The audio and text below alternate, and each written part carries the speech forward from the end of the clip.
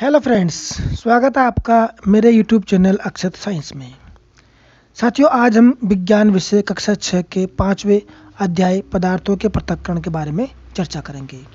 पिछले अध्याय में हमने पादपों से तंतुओं को पृथक कर धागा बनाकर वस्त्र बनाने की प्रक्रिया का अध्ययन किया था।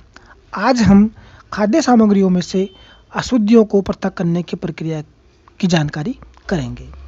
जैसा कि आप जानते हैं कि चावलों से पत्थरों को, दूध से मक्खन को और चाय से चाय की पत्तियों को पृथक किया जाता है पृथक्करण की विधि से।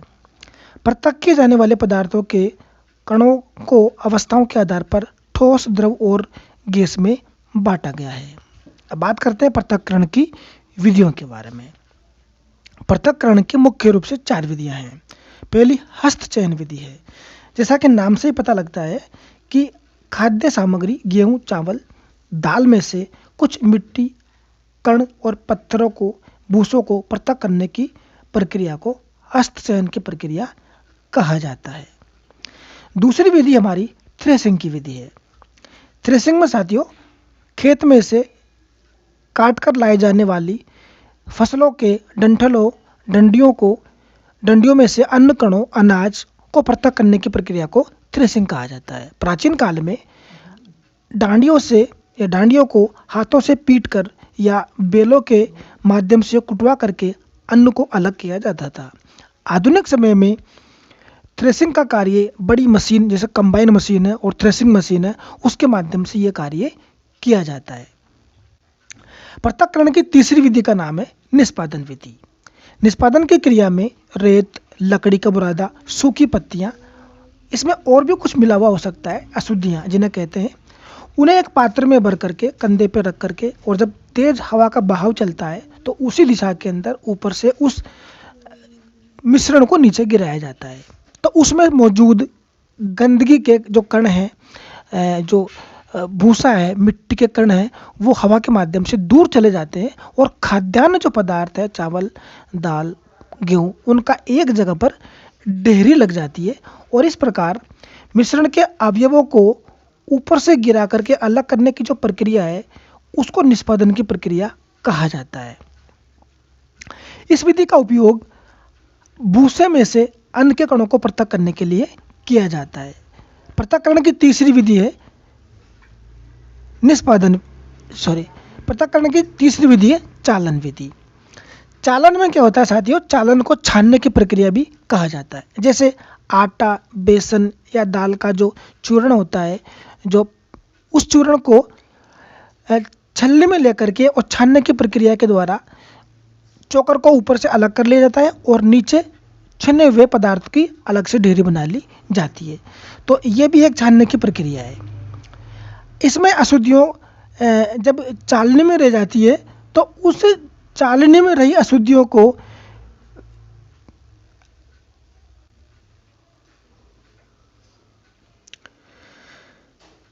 निष्पावन और थ्रेसिंग की क्रिया करने के बाद भी अगर खाद्यान्न में कुछ अशुद्धियां रह जाती है तो उसको छानने की प्रक्रिया के द्वारा दूर कर दिया जाता है।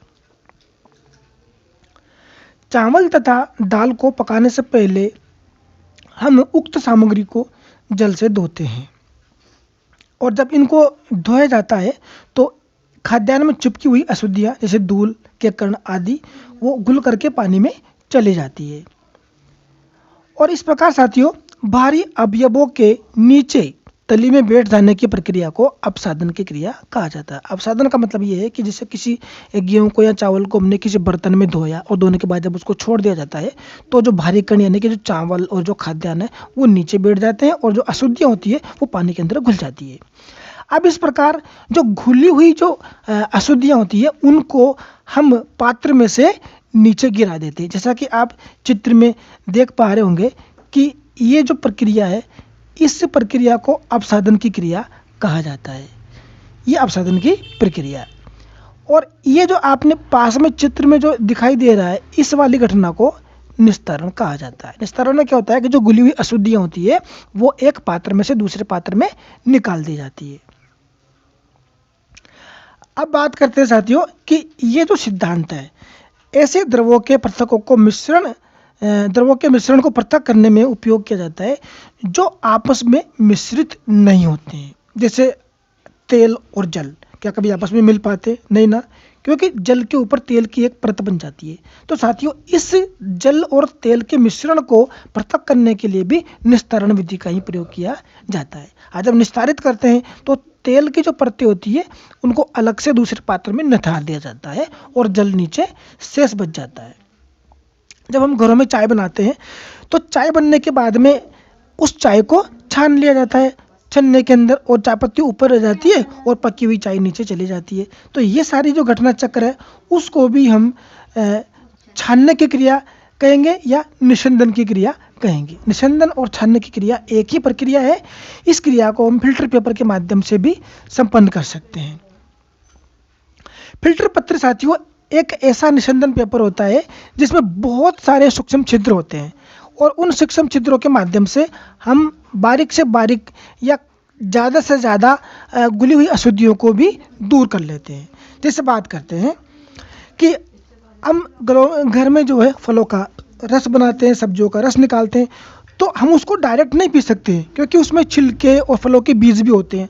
अब उनको छानने के लिए या तो हम छन्ने के ऊपर फिल्टर पेपर रखेंगे, फिर उसको छानते हैं। तो जो फिल्टर पेपर के ऊपर जो अवक्षेप या प्रेसिपिटेशन प्राप्त होता है वो हमारा एक अशुद्ध पदार्थ है, और जो नीचे छना हुआ रस चला जाता है वो एक शुद्ध पदार्थ कहलाता है।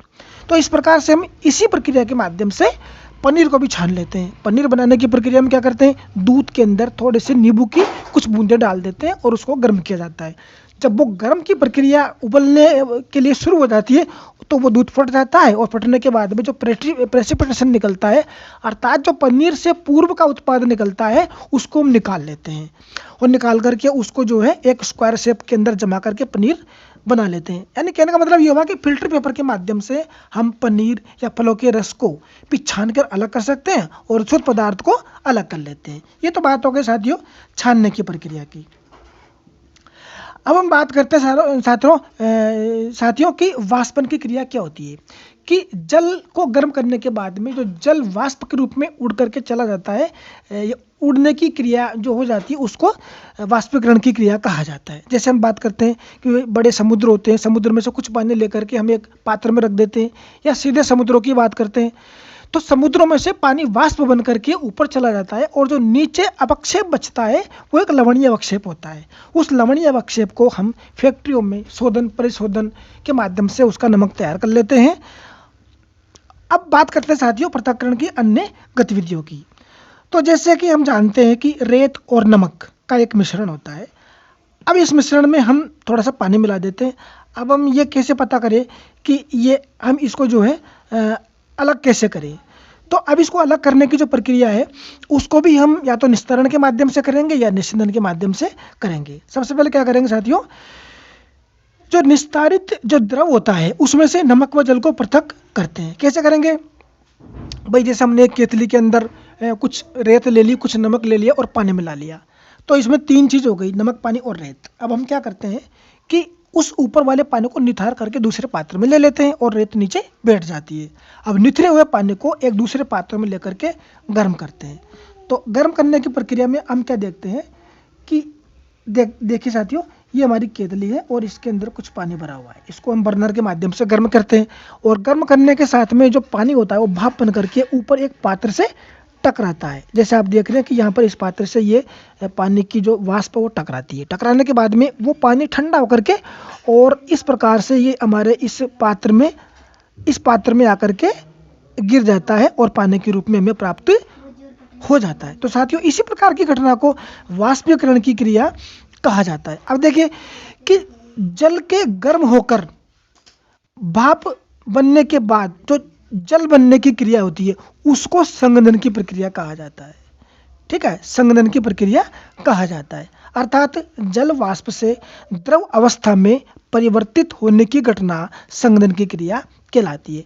तो साथियों इस प्रकार हमने मिश्रण में जो नमक है, रेत है, जल है आदि को निस्तारण की प्रक्रिया द्वारा, निष्पंदन की प्रक्रिया के द्वारा, वाष्पन की क्रिया के द्वारा और संघनन की प्रक्रियाओं के द्वारा समझने का प्रयास किया है।